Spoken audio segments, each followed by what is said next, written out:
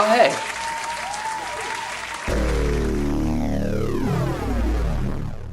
Hello, and welcome to Next Gen Media. So, I want to talk about 3 potential concerns that I have over the new and upcoming Spider-Man Far From Home film, coming out in 1 year from now. A couple things that I'm happy about before I jump into any of these concerns is I'm happy that Jon Watts is directing again, because I thought he did a great job with Spider-Man Homecoming. You know, it felt new, it felt refreshing, it felt like it was something different. And I liked the whole teenage feel of the movie too, you know, just a kid in high school who gets these powers. So I thought that Jon Watts in general did a great job with the movie. I'm really looking forward to Mysterio. He is one of my favorite Spider-Man villains of all time. He has these magic powers that make Spider-Man question his own reality. Mysterio can make things pop up that aren't really there, and Spider-Man doesn't know what's real and what isn't.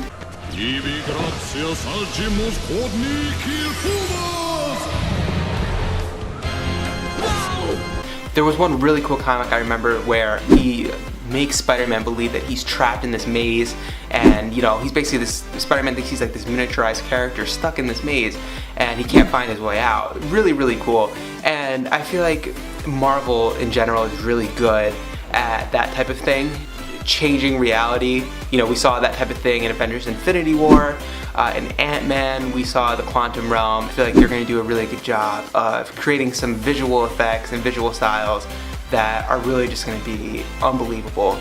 And, you know, Spider-Man, he's had enough, right? Peter Parker literally turned into Ash in Avengers Infinity War, and who knows what's going to happen to him by the 4th one. So, Spider-Man in this movie is literally just trying to go on vacation with his friends.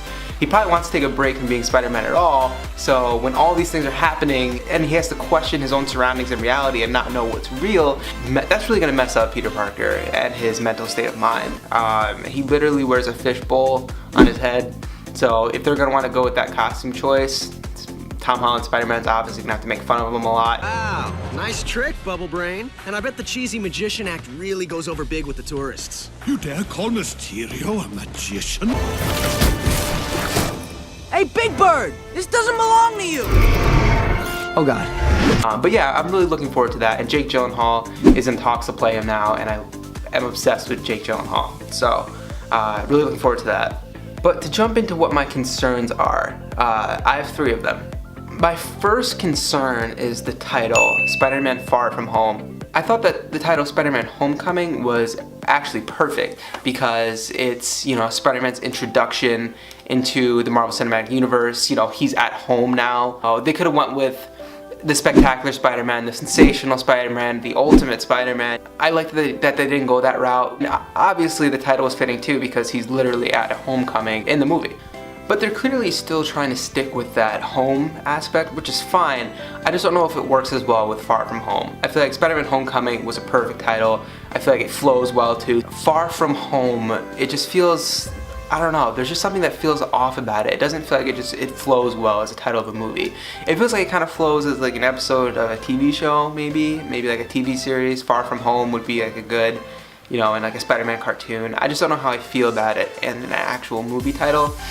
And if the reason for the title is solely the fact that Peter Parker and his friends are on vacation in Europe, so they're literally far from home, if that's the full extent of the title, and there's no real other explanation to it aside from that, I don't know. I just don't think that's nearly as creative as Homecoming. Maybe once I see the movie, or even once a trailer drops, you know, they might have a more creative spin to why they're calling it that. And who knows, after the next Avengers movie, maybe there's a better reason for it.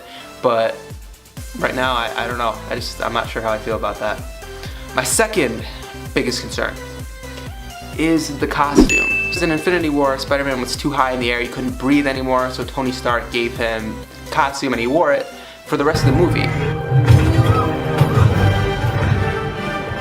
I feel like the Iron Spider suit just doesn't work well as a primary costume for Peter Parker. It's a perfect suit in the Avengers movies, right? I loved it, and I loved the way that the legs popped out just like from the comics. It was great, it was perfect, but I don't want that to be his primary suit, right? And one of the biggest turning points in Civil War is when Spider-Man puts back on his red, white, and blue suit because he splits ties with Iron Man. I don't want Spider-Man and Iron Man to have a falling out or anything like that, but red, white, and blue is the suit of Peter Parker. That's not the Miles Morales suit. That's not the Ben Reilly suit. That is the Peter Parker suit.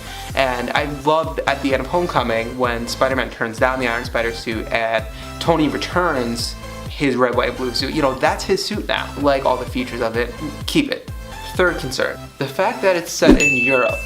As a character, Spider-Man is a New York City hero, specifically Peter Parker, right? That is his hometown, that is his city. When I think of Friendly Neighborhood Spider-Man, I think of New York City.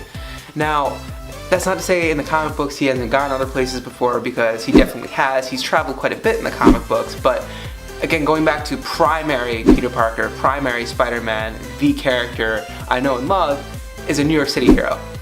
I just don't know how I feel about an entire movie set in Europe as opposed to New York City. And I think this kind of goes back to what they're doing with these movies, and they're trying to be different while still feeling true to the character. And that was great for Homecoming, but I wanted to take an even more traditional look at Spider-Man because I don't mind seeing things done again. I don't mind seeing J. Jonah Jameson again. I wouldn't mind seeing him working at Daily Bugle again. I wouldn't mind seeing him swinging around skyscrapers in New York City again. I don't need to see him in a different setting. Right? We don't need to redo entire plotline. But I don't think that this movie has to completely split ties with the previous films and keep trying to do things that are different. Granted though, I have a lot of faith in Marvel, and I have faith that they understand the character. Homecoming is proof that they understand this character. Spider-Man Homecoming is not only my favorite Spider-Man movie from an actual character standpoint, but it's actually my favorite Spider-Man film as like a standalone film too. I really just think it's a great movie. Maybe they'll make it kind of feel like a New York City vibe, you know what I mean? Maybe it'll still be swinging around these large, tall buildings that we know in Europe, right? I just love the New York City feel of Peter Parker and Spider-Man. We haven't seen any footage yet. We have no idea what's gonna happen in Avengers 4 yet, but you know, we'll have to see stuff before we can make full judgment calls on this. But these are just a few minor concerns that I have at the moment. So that was about it, I guess. I will see you guys in the next one.